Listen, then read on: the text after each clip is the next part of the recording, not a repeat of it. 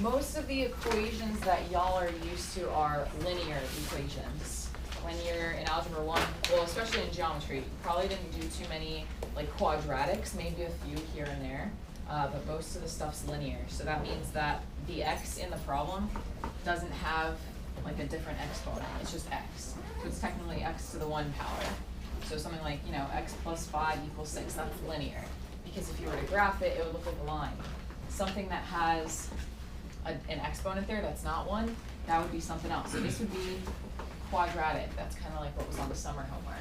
And then this would be cubic, and then we'll learn about those as we go. So right now we're just focusing on the easy ones, the linear ones, and what we can do with those. So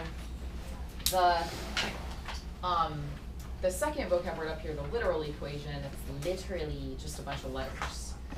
When you think of, like, how are you guys in physics? Some of you maybe in physics, maybe.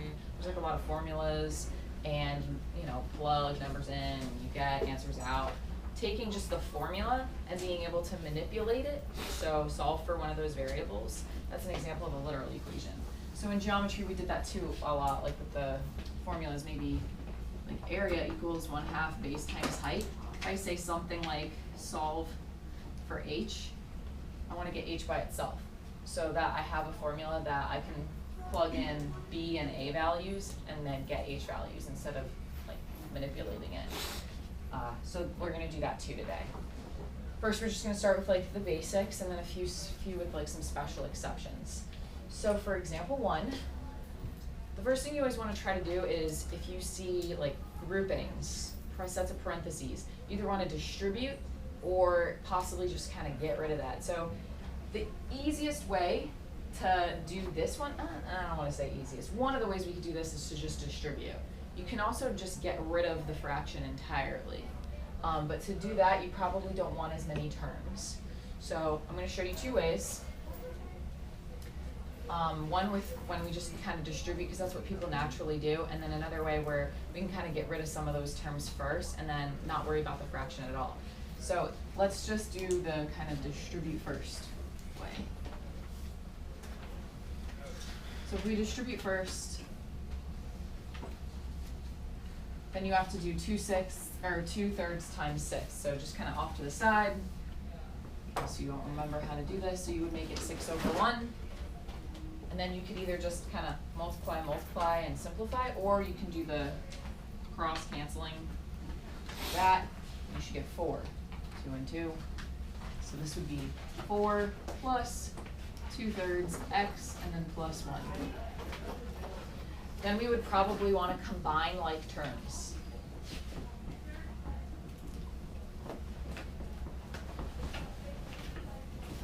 Okay, like terms have to have the same variable.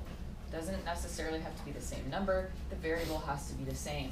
So like terms are not x and x squared. Even though they're the same variable x, this one is not squared, this one is squared, you can't combine them.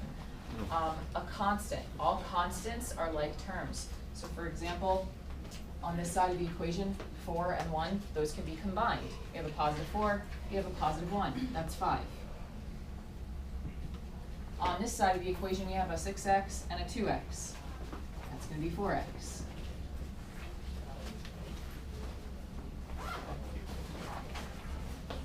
Now, if we want, we can subtract 5 from both sides, right?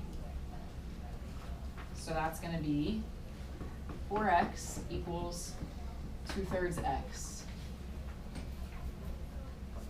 Typically, we try to get all the x's on one side, all the constants on the other side when we're solving a linear equation.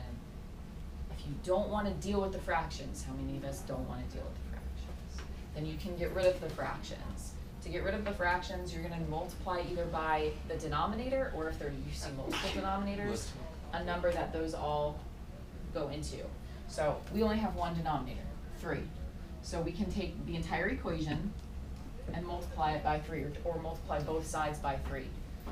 So 3 times 4, that's going to give us 12x. 3 times 2/3, the 3's would cancel, we get 2x. Okay, so you're looking at that a slightly different way. Oh. We're multiplying this by 3 and this by 3, because we don't like the third there, it's annoying, it just gets in the way. This is 12, these cancel, you're left with 2x. This is still weird, okay? We want to try to get all the x's on one side of the equation. You can't really like solve this as it is, so we're going to subtract one of them, doesn't matter. I'm going to subtract 2x, I get 10x. What happens when I subtract 2x from 2x? 0. Yeah, I get 0. Is that okay? Yeah. Yeah, it's totally fine. 0 is a number, like, don't be scared of it. Then just Okay? x equals 0. Then we just divide by 10, and we're going to get x equals 0.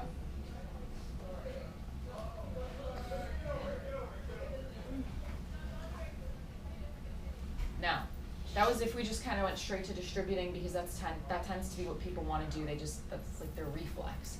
In Algebra 1, they teach you, go ahead and distribute.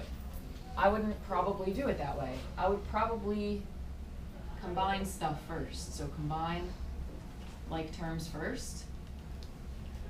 And then I would get rid of the 3 entirely. I wouldn't distribute it. So let's see what that looks like. So I would have done the 6 and the 2x first. Okay, can't do much over there yet. But I can do this. Subtract the 1.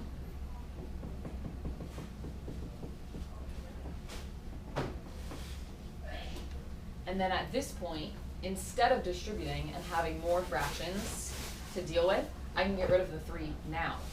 So to do that, you would have to multiply all of this by 3 and all of this by 3. So what happens is here, we do wind up doing some distributing. Okay, you distribute the 3, you get 12x plus 12. Here, the 3 and the 3 cancel. You get 2 parentheses 6 plus x. Now again, we still have distributing to do, but it's not with fractions. So this is all about personal preference. So distribute. Okay, and then we're kind of in a similar place that we were sort of like here, right? Because now we're going to subtract 12, and now we're here. And we continue from there. It's about the same. There's probably other ways to do it. It doesn't really matter how you do it as long as you're not like doing math wrong, right? You're not making stuff up. So at this point, can anyone think of something else you can do other than subtracting? You can factor it. Wait. Yeah, maybe. Start. What I do, I'll move all the x to one side, all the numbers to one side. What do you do? So you maybe would have done that like at the very beginning. Yeah. Anyone else? Could you divide it directly from there or no? You can. So you can divide by numbers. So we could have divided by like maybe 12. Yeah. You still would eventually have to subtract, and you'll still get 0. What you don't want to do is divide by a letter, okay? So never divide by letters unless you're solving a literal equation, which we'll get to later. So when you're trying to get like x equals a number, don't divide by the x, because then you're going to lose a solution. The x's go away, and that doesn't make sense. When you look at the properties of equality, so you guys learned those last year in geometry, hopefully, like the addition property of equality, subtraction property of equality, division property of equality. Those properties apply to real numbers. You can divide by like a number on both sides, but you're not supposed to divide by a letter, because then you'll accidentally, if you divide by x, what are we left with? Nothing. Like, that doesn't make sense. So we don't want to divide by letters. We just want to divide by numbers. All right, so the next question is an airline charges a $10 processing fee. Have you ever bought tickets online, like for a concert, and they charge you some sort of processing fee, like when you buy like athletic sports tickets from Ticketmaster? So something like that, a processing fee. And then it says $35 per person for luggage, and then $150 per person for the ticket, like the actual sit in the chair ticket. And it says the total, now that I've changed it, is $565. How many people is this total for? So what we're gonna do is collect all the things that cost money and set that equal to the total. Should we have a variable in here? Like 10x, 35x, 150x. Something like that. So what is x? X is per X. processing fee. Number of people, right? No. Yeah, per person. X is gonna be the number of people. Now, one thing, if you're not sure about what your variable should represent, read the question. So read what the question is asking for. The question's asking for how many people. Therefore, you have to solve for how many people. That's your variable. Whatever you're trying to find, that's your variable. Sometimes you're trying to find multiple things, you'll need multiple variables. Okay, so X is the number of people. Which ones of these depend on people? The last one. $10 processing fee. Oh, that say no, per person? the luggage. Luggage, it says luggage per person, And Processing fee. seat ticket. and then the seat ticket. The $10 processing fee, it doesn't say necessarily per person. What is That's it? just a flat rate fee. Oh, okay. So we're gonna take these two and stick X's by them. 35X, 150X. What do we do with these two quantities? Plus. Add them, yeah, cause it says, what tells us to add them? Per person? Total. Total. Yes, but yes. Yeah, so they're both per person, we wanna add them, but also the word total says find the sum. We also need this processing fee on there somewhere, it doesn't really matter where you put it, but we need to add that too. These are all of our things we're totaling to 565. What can we do first? You Minus subtract the 10. 10. We can subtract 10 and combine like terms, we can do that all in one step, right? So if we combine these, we get 185x, and then if we subtract 10, we get 555. There's a lot of fives there. And then You divide it by 185. divide by 185, and hopefully it gives us an integer, right? Because you can't have half a person. 3. So, it says, how many people is this total for? We're gonna say this total is for 3 people. Because we wanna answer the question. The question asked us something in words, we're gonna respond with words. We're not just gonna be like, 3. 3 what? 3 bananas? No.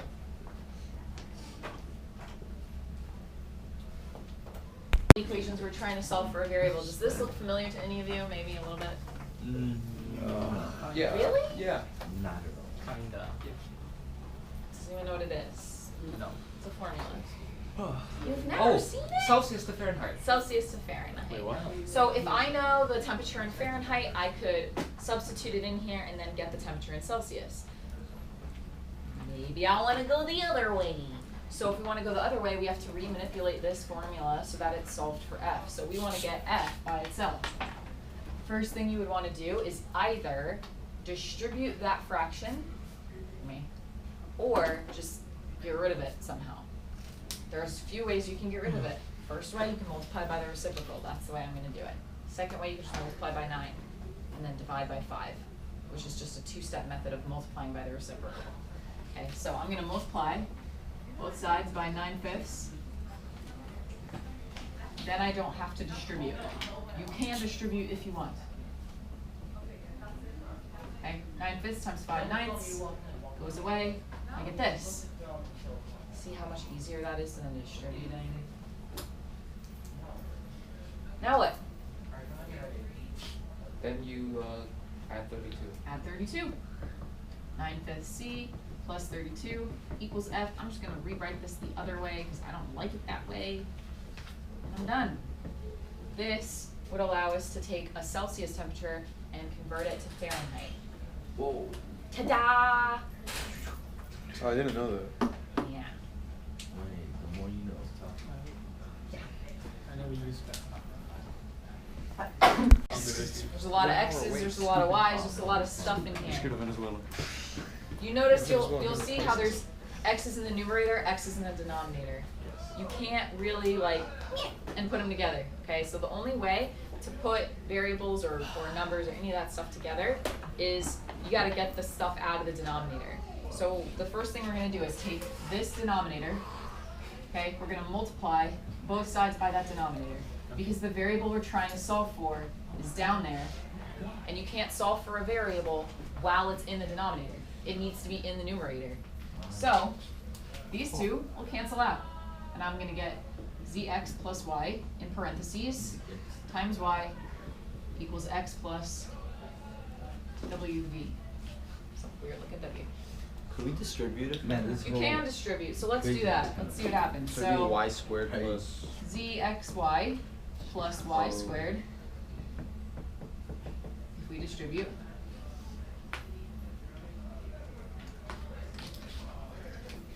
So that's fine. This has an x in it, this has an x in it.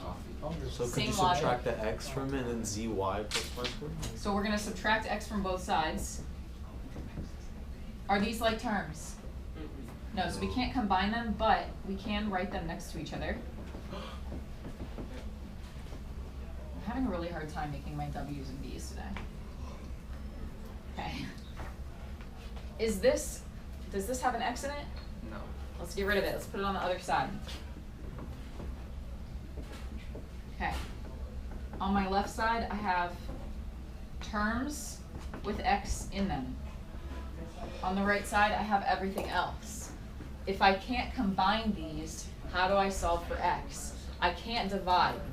Because if I divide, this is now going to have a denominator with what I'm dividing by. That's going to just be the same idea. Like, it's still not going to be isolated. Subtract the. Can't you just subtract the x from the ZXY. x and the, oh, you can. Subtract the ZXY to the other side. But then I have x on the opposite side of this x, and we want them together. So how do we put them together? Here's the thing, we can't put them together because they're not like terms. It's like this. We can't put them together. We can't put 2 with this 2. How can I get the 2's away from the x? Make it equal. So like zx equals. Yeah, but I zx. can't divide by variables. Oh yeah.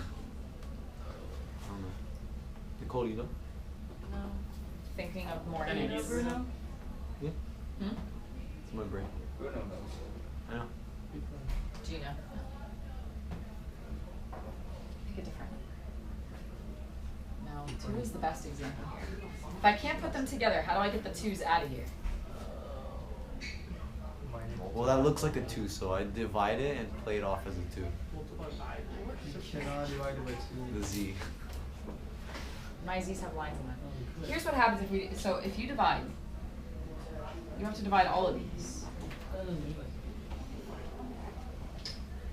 So it's gonna get rid of them here, but then it's gonna be here. So you don't wanna divide, because that's gonna create more problems. There's something that's like division. Quadratic formula. No, No, wait, you can't use that here. No, but I'm like, wrong. you're a little bit closer. So it's Factoring? like division, what, I heard it, Factoring? factoring. It's kinda like division, but it doesn't like divide, it just kinda takes things out. So what we can do is factor a common factor out of that binomial. So- We're gonna factor out an x. What happens when we factor out an x? We're left with ZY. zy and then minus Not- 1. Okay, now what do I do with this? Divide. Just divide it. Am I good? Yeah. Yeah. See? So when you can't combine them, I need you to be thinking, oh, maybe I can factor it out instead. When you can't combine it, maybe you can factor it out. So we'll come back to this one maybe Friday.